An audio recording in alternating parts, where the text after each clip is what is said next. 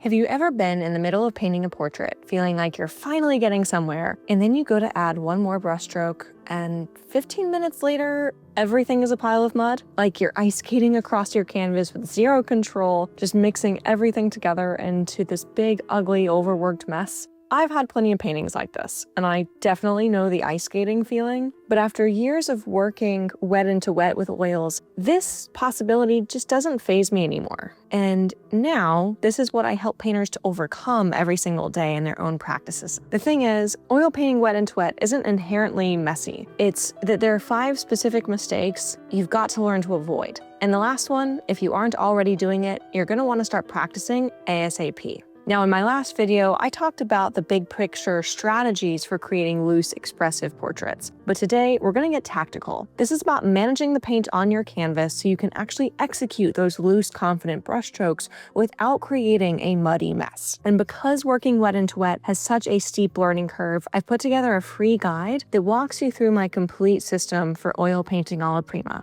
Everything from setting up my palette to the exact sequence I use to build up a painting to the mindset shifts that are going to help you to stop guessing about every brushstroke. I've linked it in the description, so grab it now before we dive into these 5 mistakes so you can follow along. So let's break down these 5 common mistakes and how to fix them. And I want you to know I have made every single one of these multiple times on paintings that matter to me. So if you're struggling with this, you're not alone. The good news is that once you know what to look for, these are completely fixable. So let's start with mistake number 1, which is putting down too much paint too early in the painting process. Here's what happens. You're excited, you've got your palette loaded up, you grab a brush full of thick, juicy paint and you start laying it down on the canvas. And initially, it looks great because lots of paint often yields a very loose looking result. But when you go to add your next layer, or refine something, or add a highlight, your brush just plows through all that thick paint underneath.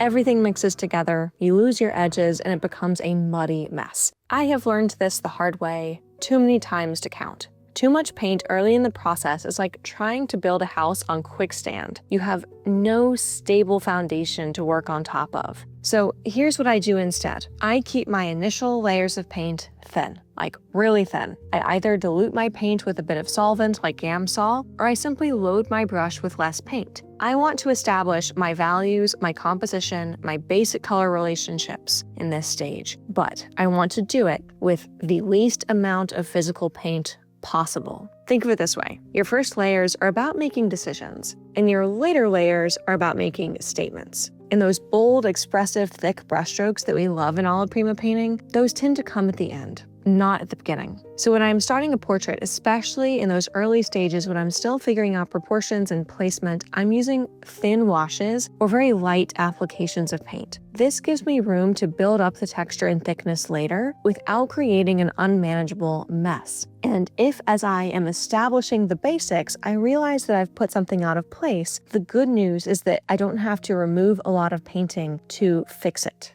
This brings me to mistake number 2, and this is the flip side of mistake number 1, and that is not having enough paint on your brush when you're actually trying to finish areas and get that juicy effect that you're probably going for if you love loose painting. I see this all the time with students, and it tends to start from putting just tiny amounts of paint on the palette, and then even less paint winds up making it onto their brush, and then even less paint can make it onto the canvas. Once they have that tiny amount of paint on their brush, they just jam that brush into the wet paint layer that's already on the canvas, hoping to spread that small amount of paint around. And what happens? They're not actually adding new paint. They're mostly just mixing everything that's there, creating mud. So here's the thing, when you're working wet on wet, you need enough paint on your brush that it can sit on top of the wet layer beneath it without digging into it. You need enough paint that your brushstroke has substance and can hold its own shape.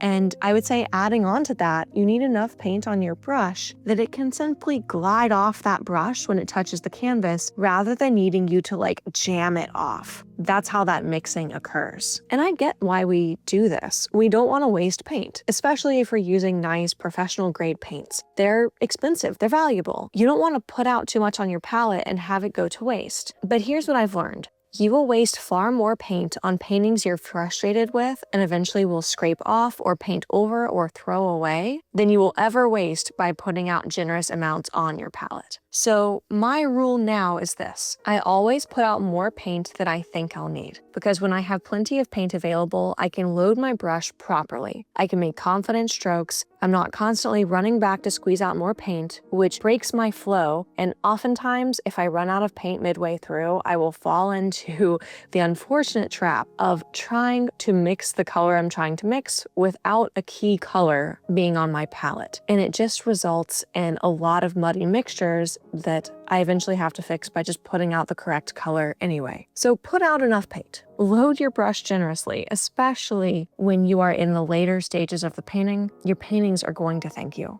All right, now mistake number 3, which is using the wrong brush for what you're trying to accomplish. So early in my painting journey, I thought I needed the quote right brush for every job. Like there was some perfect brush that would magically solve all my problems. But what I actually needed to learn was how different brushes wanted to be used. So here's what I mean. If you're trying to create a soft, delicate passage, maybe where the cheek turns from light into shadow, or where the hair meets the forehead, and you grab a stiff bristle brush, you're fighting the nature of that brush to achieve the effect you're wanting on that painting. So stiff brushes, they want to be pressed into the canvas, or they want to have gobs of thick paint on them that create stronger edges. They encourage a heavy hand, and a heavy hand when you're working wet onto wet is a recipe for jamming those layers of paint together, mixing everything underneath, and creating mud. So instead, it can be helpful in a situation like this one to reach for something softer, a brush with a little bit of flex to it.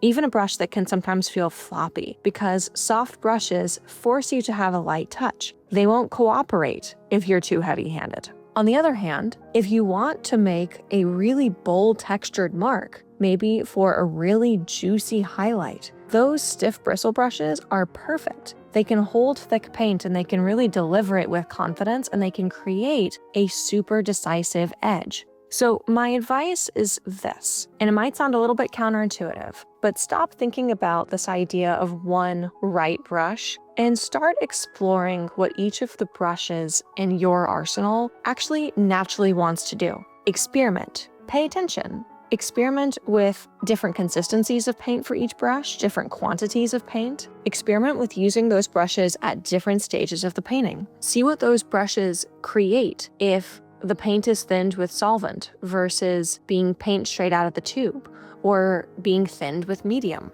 Pay attention and then ask yourself, what is this brush good at? And then start to use that brush for that purpose.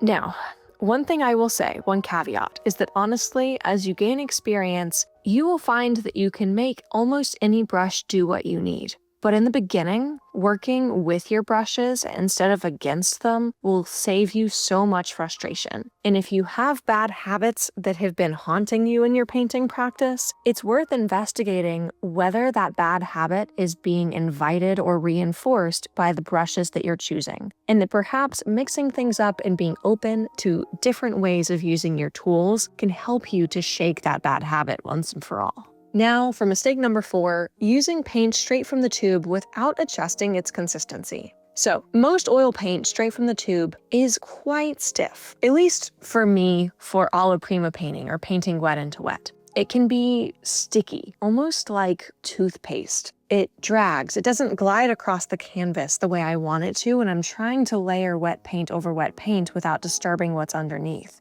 Now, I'm not saying you want to be thinning your oil paints down to the consistency of watercolor. That is not what we're after. But I've learned that having medium on hand is essential. For me, I love gel mediums. So that's something like Rublev's Oleo Gel or Gamblin's solvent-free gel medium. But honestly, any medium will work as long as you are observing the fat over lean rule. So if you're not familiar with that, don't worry. I have another video that breaks all of that down. But here's my rule of thumb. I want the paint that I'm putting onto canvas to have a little bit of a slip to it. Like it could glide off my brush right onto the canvas without me having to press hard. But I also want it to hold some texture. So I don't want it to be so watered down, so to speak, that it's runny. So when I mix a color, I will often add just a touch of medium to give it that slickness. Not so much that it's going to become a glaze, I don't work in glazes, but just enough that it moves beautifully and it will cover a passage of the canvas evenly. And here's the thing, the exact amount that works for you might be different than the amount that works for me. This is something that you need to experiment with and get a feel for as it relates to yourself and your taste. So mix up a color, add a tiny bit of medium, test that on your canvas. Does it glide nicely? Does it hold its shape? Adjust from there. You can also test with things like testing it on raw canvas that just has the primer on it versus testing it on canvas that already has a thin layer of paint down. Notice the kind of coverage you get. Notice if you get that dry brushing effect where the paint will skip over the texture of your surface that you're working on, or whether it actually will coat evenly. Just be on the lookout for what gives you the kind of effect you're looking for and what helps you to avoid a texture of paint that might be frustrating you or leading you into bad habits.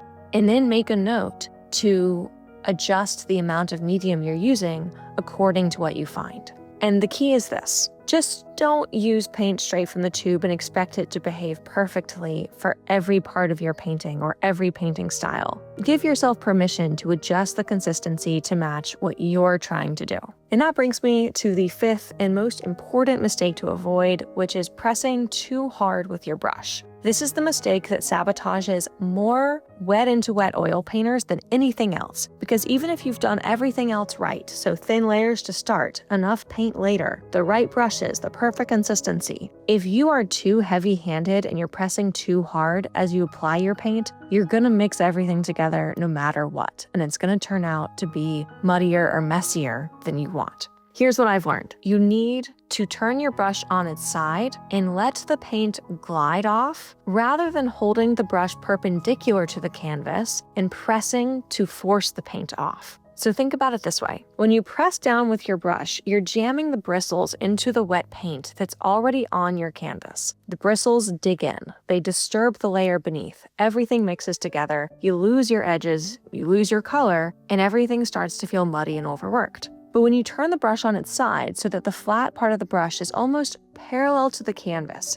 and you just gently pull or glide the paint across the surface, the paint is going to release off of your brush without digging into what's underneath. This was a real game changer for me. Once I learned to have this light touch and to let the paint release gently, I stopped making those muddy messes. My colors, they actually stayed clean, and my edges stayed crisp or controlled. And I could layer paint confidently without fear of destroying the work that I had already put onto the canvas. Now, I'll be honest, this does take practice. Your instinct is to press down, we all do it, and it's often reinforced by using too little paint or using a stiff bristle brush, something that really allows you to build up muscle memory around this. But if you consciously practice changing your habit, so turning your brush on its side, using a light touch and letting the paint glide off, it will start to become second nature and your paintings will transform because of it. So if you're ready to put all of this together into a system to finally master wet into wet portrait painting, and you're ready to stop making muddy messes for good, go grab your copy of my guide to painting wet into wet that I mentioned in the beginning. It walks you through my complete system to everything you need to paint confidently wet into wet, not just the tools that I'm talking about in this video for avoiding mud on the canvas. The link is in the description. And if brush handling is the thing you suspect is holding you back and you want to see exactly what this looks like in action, how to turn that brush on its side to avoid that issue where you're jamming the bristles down in the canvas and mixing all your layers of paint together, you're going to want to watch this video next because it's where I break down exactly what I'm talking about with visuals for all of the habits you want to be using and all of the habits you want to be breaking. So after you grab your guide, you'll want to watch this video next. All right, I'm excited to see how this helps you with your own painting. But until the next video, happy painting, everybody.